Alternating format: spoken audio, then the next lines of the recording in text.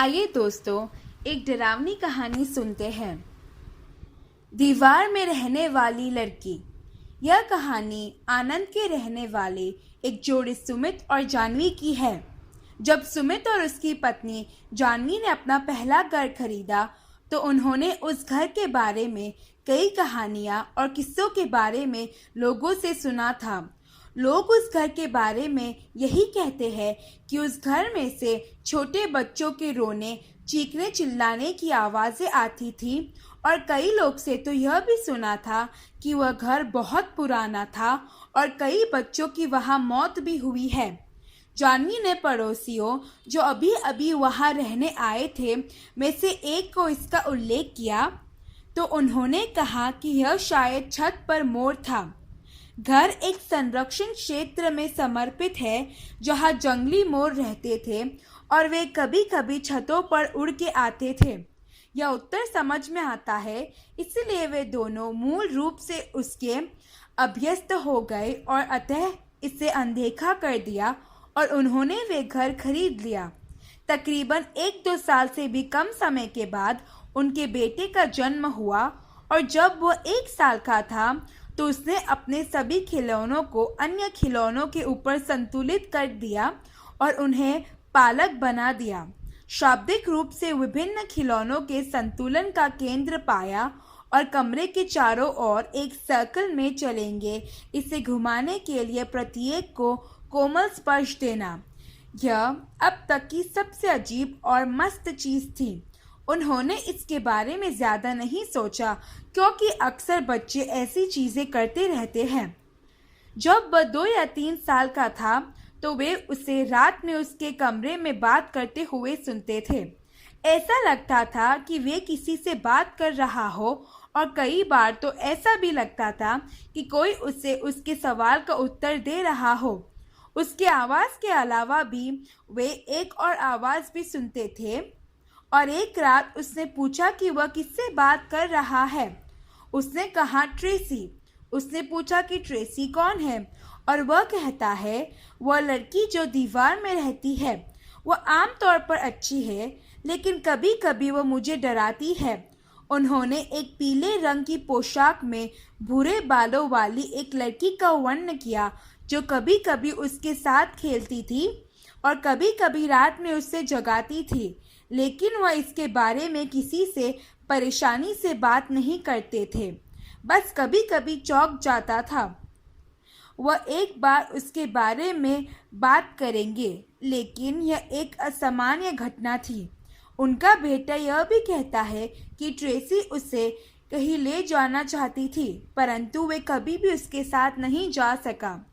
1-2 साल बाद उन्होंने घर पर थोड़ा रेनोवेशन का काम करने का सोचा और बच्चों के कमरे को बंद करके मास्टर बेडरूम को नीचे की ओर खिसका दिया। उनका सबसे छोटा बच्चा अब अपने पुराने कमरे में था और पालने से लेकर बच्चा बिस्तर तक संक्रमण के लिए तैयार था। वह हमेशा एक साउंड स्पीकर रखती थी, लेकिन वह उस कमरे में लगभग हर रात रोती थी। टॉडलर बिस्तर में उसकी पहली रात उन्होंने एक जोर से चीख सुनी और उसके बाद कमरे में भाग गई, यह सोचकर कि वह बिस्तर से बाहर गिर गई है। वो कमरे की दूसरी तरफ थी। उसे शांत कर वापस बिस्तर पर ले आए और अगली रात फिर से ऐसा ही हुआ। इसलिए उन्होंने बच्चों के कमरे को वापस बंद कर दिया और वे ठीक हो गए। उन्होंने घर के इतिहास को देखा, लेकिन किसी गुमशुदा छोटी लड़की या किसी के बारे में कुछ भी नहीं पाया जिसका नाम ट्रेसी हो, जो वहाँ रहती होंगी। आखिरकार उनके बेटे ने उसके बारे में बात करना बंद कर दिया और कुछ साल बाद उसने दूसरी कंपनी में नौकरी कर ली और वे चले गए। उन्होंने पुलिस स्टेशन में भी ट्रेसी नामक लड़की के बारे में छानबीन करने की बहुत कोशिश की, मगर उनके हाथों कुछ भी सबूत नहीं लगा। आसपास के पड़ोसी भी उसके बारे में नहीं जानते थे और वे सब भी जब यह किस्से सुनते थे तो बहुत चौंक जाते थे और वे उन बातों पर विश्वास भी नहीं कर पाते थे।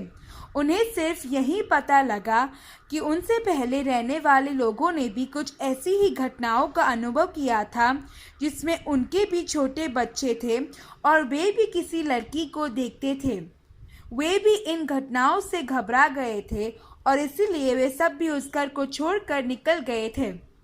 जब वे चले गए थे तब घर कुछ महीनों के लिए खाली था और सड़क के उस पार के पड़ोसी ने एक दिन उनकी पत्नी को फ़ोन करके कहा कि उन्होंने उसके जाने के एक हफ्ते बाद खिड़की में उनकी छोटी बेटी को देखा।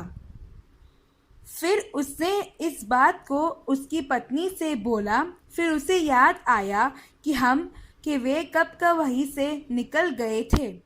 यह बात सुनकर उसके पत्नी और उसके होश उड़ गए थे। उन्हें न जाने कैसे कैसे डरावने ख्याल आ रहे थे। फिर उन्होंने अपनी बेटी को देखा तो वे निश्चित हो गए और वे सब कभी भी वापस इस घर के आसपास भी नहीं गए। वे सब यही सोचते थे कि अगर घर खाली था और वे कई महीनों के पहले ही वहाँ से निकल गए थे तो न जाने पड़ोसियों ने उनकी लड़की को खिड़की में कैसे देखा। इस कहानी से हम यह सीखते हैं कि नई घर खरीदने से पहले हमेशा उसकी जांच करानी चाहिए और अगर घर के बारे में किस्से सुने तो उन किस्से को नज़रअंदाज नहीं करना चाहिए और घर खरीदने से पहले उसके सारे इतिहास को भी अच्छे से जान लेना चाहिए।